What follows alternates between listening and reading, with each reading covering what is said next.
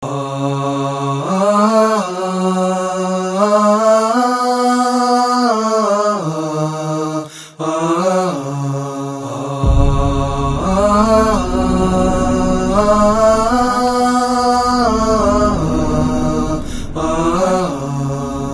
Pack کو لاحق خطرات۔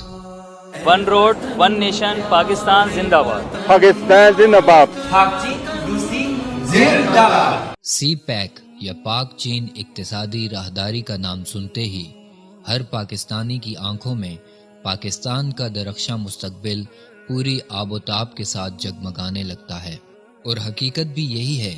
کیونکہ اس ملٹی بلین منصوبے کی کامیابی کے بعد پاکستان عالمی سطح پر ایک تجارتی ہب بن جائے گا۔ لیکن بدقسمتی سے ملک دشمن طاقتیں اس خواب کو شرمندہ تعبیر ہونے سے پہلے ہی تہہ خاک کرنا چاہتی ہیں، تاکہ نہ ہی یہ منصوبہ پایہ تکمیل تک پہنچے اور نہ ہی وطن عزیز ترقی کے منازل پر چہل قدمی کر سکے۔ ان ملک دشمن طاقتوں میں سے ایک تو بھارت کے نام سے بالکل واضح ہے، جس کو مقامی سطح پر روایتی حریف یا ملک دشمن کا لقب میسر ہے، لیکن سی پیک کے منصوبے کو ختم کرنے یا دہشت گردی کی وارداتوں کے ذریعے سے اس کی افادیت کو ختم کرنے میں بھارت اکیلا نہیں، بلکہ امریکی اور صہیونی سرپرستی میں بھارت کے ساتھ ساتھ ایران بھی اس منصوبے کو ناکام بنانے میں پیش ہے۔ پاک چین اقتصادی راہداری کی ابتدا خنجراب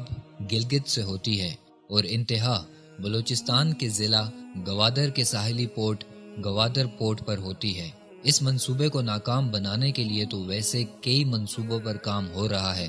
لیکن اس ضمن میں خطرناک منصوبہ یہ ہے کہ پاک چین اقتصادی راہداری کی ابتدائی اور انتہائی علاقوں میں ملک دشمن عناصر کے ذریعے امن و امان کی صورتحال کو خراب کیا جائے۔ چنانچہ گلگت بلتستان میں بھارت ایران کے ساتھ مل کر ولایت فقیہ کے علمبردار شیعہ نوجوانوں کو اس منصوبے کے خلاف استعمال کر رہا ہے۔ نومبر 2016 کو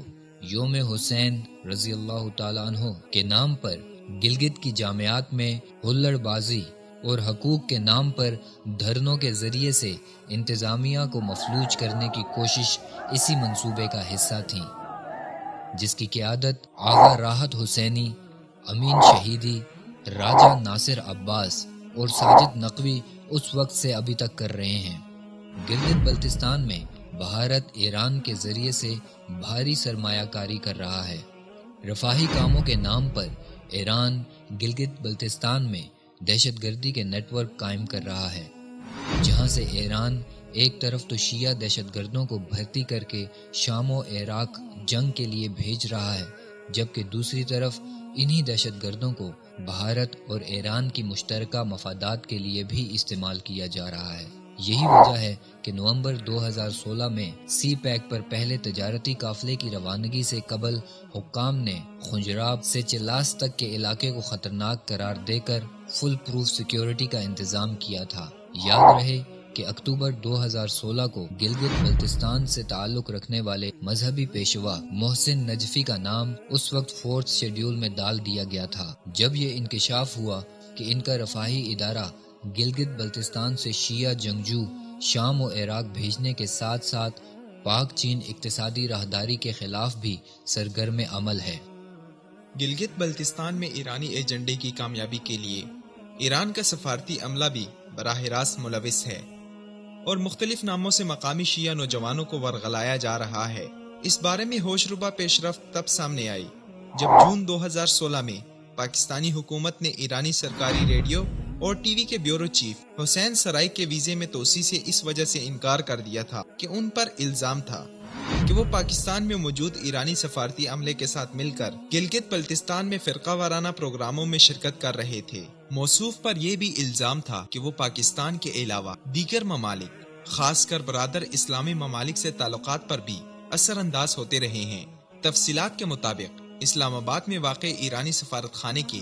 کلچرل کونسلر مرادی اور حسین سرائی دیگر سفارتی اہلکاروں سے مل کر کئی دفعہ متعلقہ اداروں سے NOC لیے بغیر گلگت بلتستان میں فرقہ وارانہ پروگراموں میں شرکت کرتے رہے ہیں۔ ذرائع کے مطابق ان اہلکاروں نے سکردو میں فرقہ وارانہ پروگرام حسین سبکا میں بھی شرکت کی تھی، جہاں پر ملک مخالف اور فرقہ وارانہ نعرے لگائے گئے تھے۔ یہ ایرانی اہلکار جہاں فرقہ وارانہ سرگرمیوں میں ملوث تھے تو وہیں گیم چینجر منصوبے سی پیک کو سبوتاژ کرنے میں بھی پیش تھے۔ گلگت بلتستان کے علاوہ پاک چین اقتصادی راہداری کے انتہائی علاقے بلوچستان پر بھی بھارت اور ایران نے نظریں گاڑی ہوئی ہیں۔ کلبھوشن یادو نیٹ ورک ہو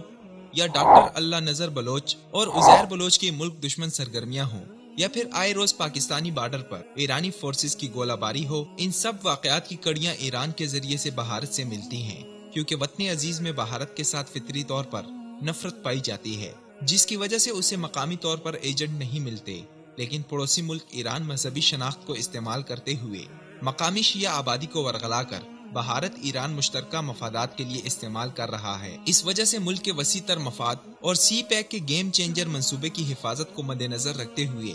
بھارتی اور ایرانی سازشوں کا قلع کما کرنا تمام پاکستانیوں کی ذمہ داری ہے، تاکہ وطن عزیز کو دشمن عناصر کے ناپاک ارادوں سے محفوظ رکھا جا سکے۔